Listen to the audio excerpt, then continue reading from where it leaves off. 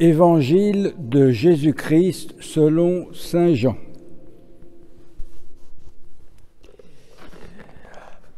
En ce temps-là, Jésus disait à ses disciples : « J'ai encore beaucoup de choses à vous dire, mais pour l'instant, vous ne pouvez pas les porter. Quand il viendra, lui, l'Esprit de vérité, il vous conduira dans la vérité tout entière. En effet, ce qu'il dira ne viendra pas de lui-même, mais ce qu'il aura entendu, il le dira. Et ce qui va venir, il vous le fera connaître. Lui me glorifiera, car il recevra ce qui vient de moi pour vous le faire connaître. Tout ce que possède le Père est à moi. Voilà pourquoi je vous ai dit, l'Esprit reçoit ce qui vient de moi pour vous le faire connaître. Acclamons la parole de Dieu. Louange à toi, Seigneur Jésus.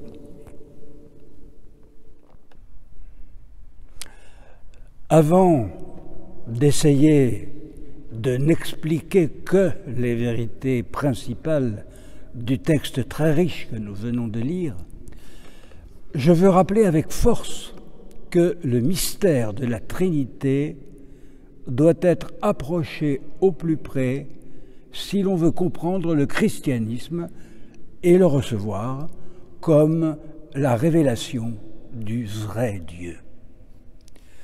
Le centre de la foi chrétienne peut se résumer par cette affirmation : le Verbe de Dieu qui a créé le monde et tout ce qui existe s'est fait homme par la puissance de l'Esprit Saint dans le ventre d'une femme vierge, la bienheureuse Marie. Son corps humain était bien comme le nôtre, puisqu'un des évangélistes, saint Jean, ose dire qu'il s'est fait chair, employant un mot à double sens, qui insiste tellement sur la faiblesse humaine qu'il peut y inclure le péché. Or, tous les textes qui témoignent réellement de ce que fut Jésus l'excluent du péché, tout comme Marie, sa mère. En fait, la grande preuve de sa véritable humanité de Jésus, c'est qu'il souffre à la passion, qu'il meurt, tout comme l'union du Verbe divin à son corps au point de faire une seule personne, eh bien, elle est démontrée par la résurrection. Pour que Dieu reste Dieu régnant sur tout l'univers, il ne pouvait avoir été enfermé et limité dans un corps. Et puisqu'il avait créé ce monde par son Verbe, eh bien, il n'a voulu y venir que par lui. Enfin, comme il convertissait les cœurs par une force spirituelle, il a voulu mener ce plan à bien par son Esprit Saint, transformant les pensées et suscitant l'amour. Le passage de l'Évangile que nous avons lu clôt tout ce que Jésus, comme les prophètes qui l'ont précédé, pouvait enseigner à des hommes sur cette terre. Mais Jésus n'était pas encore passé par la mort et la résurrection. Et par voie de conséquence, ses auditeurs n'avaient pu être mis à l'épreuve de ce grand mystère. D'où ces paroles : « J'ai encore beaucoup de choses à vous dire, mais vous ne pouvez pas pour l'instant les porter. » Jésus ne suggère pas que l'Esprit Saint, qui agira après son départ sur les apôtres, va faire connaître des vérités qu'il n'a pas dévoilées de son vivant. Cela accréditerait l'idée d'une tradition qui contiendrait des éléments que la révélation scripturaire n'aurait pas connus. Et c'est ainsi que l'on pourrait opposer écriture et tradition. Et ce serait une grave erreur. Non, l'Esprit Saint n'inventera rien. Et là, je reprends les paroles même de Jésus de notre passage que vous avez entendu à propos du Saint-Esprit. En effet, ce qu'il dira ne viendra pas de lui-même, mais de ce qu'il aura entendu. Il dira, et ce qu'il va venir, il vous le fera connaître. Lui me glorifiera, car il recevra ce qui vient de moi pour vous le faire connaître. L'apprentissage des apôtres est clairement divisé en deux temps, avant et après la résurrection. Entre les deux, il y a la croix, signe de mort bien sûr, mais pour Saint Jean, signe aussi de glorification parce qu'à la fois signal de l'obéissance absolue au Père et ouverture des portes de la vie éternelle. Et l'œuvre de l'Esprit Saint va consister à glorifier le Christ dans les apôtres en les transformant en instruments de foi en la résurrection. Voilà pourquoi ce passage de ce qu'il est convenu d'appeler les discours d'adieu de Jésus à ses apôtres contient le mystère central de la religion chrétienne sans qu'il soit nommé. J'ai désigné la Sainte Trinité dont nous célébrons en ce jour la solennité. Saint Jean ne prononce pas son nom, mais son action. Et il importe de comprendre pourquoi. Elle appartient à la Trinité, au mystère même de la vie divine. Voilà pourquoi elle n'est pas nommée dans le texte sacré, pas plus que le nom propre de Dieu. Le croyant est ainsi averti qu'il se trouve devant un mystère échappant à toute rigueur logique comme à toute compréhension parfaite. Mais ce mystère l'appelle néanmoins à entrer en communion avec lui pour pouvoir commencer à comprendre que ce début d'apprentissage augmente l'amour, lequel fera progresser dans le mystère capital du salut. Si dans les premiers siècles on s'est battu avec tant de force sur cette question, c'est parce que l'on sentait bien qu'elle était vitale pour le christianisme. Le texte appelé le quicumque, au latin qui signifie quiconque, datant du VIe siècle, qu'on appelle aussi symbole d'Athanase, eh bien c'est le plus complet tout en étant aussi le plus court. Et je conseille à tout chrétien de se le procurer, c'est très facile. Son début est éloquent.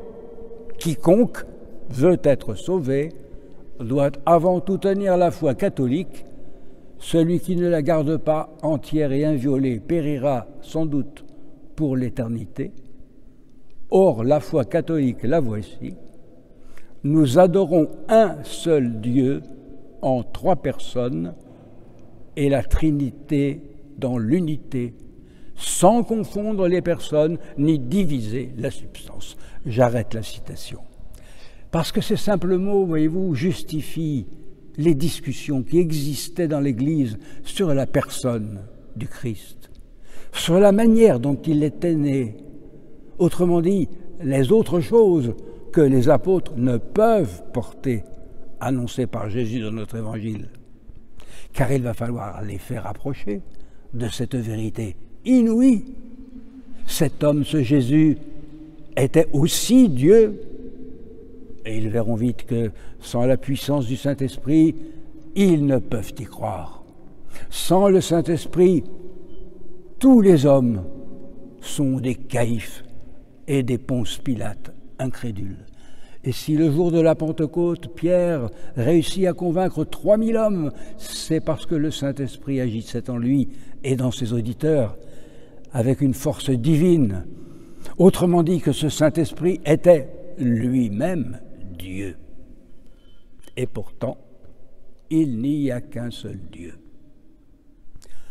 Aux disciples qui n'arrivaient pas à croire à sa mort et à sa résurrection, Jésus, bien évidemment, ne pouvait ajouter les définitions christologiques essentielles auxquelles j'ai fait allusion, imposant la Trinité. C'eût été, comme l'écrit Saint Jean, trop dur à porter.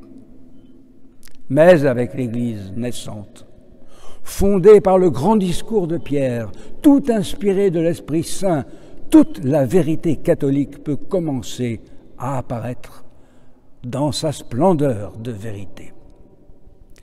C'est parce qu'il est trinitaire que le Dieu biblique apparaît comme puissance absolue d'amour, ayant la faculté de se révéler à ce qu'il crée pour le faire participer à son éternelle vie.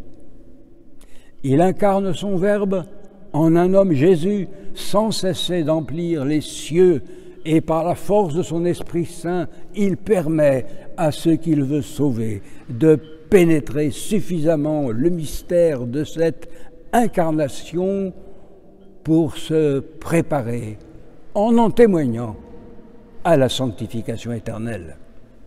Mieux, l'Esprit Saint donne un avant-goût de l'éternité par les sacrements. Il accorde la guérison de l'âme et quelquefois même aussi du corps. Nous en avons des attestations. Mais cela ne peut se passer que dans l'Église catholique, assemblée placée sous l'autorité des apôtres et de leurs successeurs. Église aussi, corps du Christ, sans cesse sanctifiée par l'Eucharistie. Elle aussi, autre présence réelle du corps glorifié de Jésus. C'est pourquoi l'union de l'Écriture et de la tradition est liée dans l'égalité à l'unité trinitaire. L'autorité de l'Écriture et de la tradition est égale parce qu'elles ont la même source apostolique. Sans Écriture, il n'y aurait pas de tradition, et sans tradition, il n'y aurait pas d'Écriture. Leur autorité est d'origine apostolique, je l'ai dit. C'est aussi la raison pour laquelle la parole de Dieu doit échapper à tout fondamentalisme, interprétation littérale.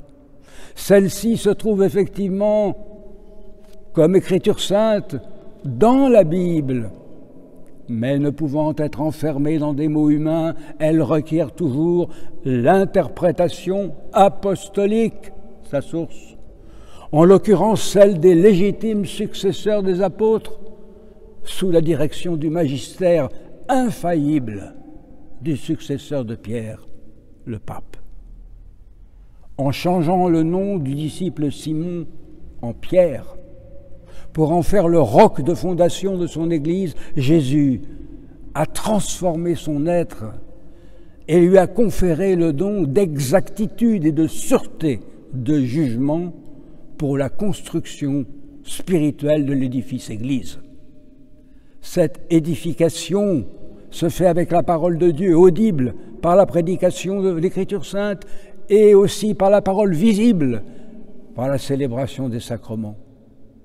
C'est en fait toute la puissance trinitaire qui fait vivre l'Église. Le Fils, Verbe du Père, en a posé la pierre de fondation. Lui-même est la pierre de l'angle de l'édifice qu'il soutient. Et l'Esprit Saint, qui procède du Père et du Fils, agite en sorte que les pierres de cet édifice soient si vivantes que même la mort soit incapable de briser leur unité. Amen.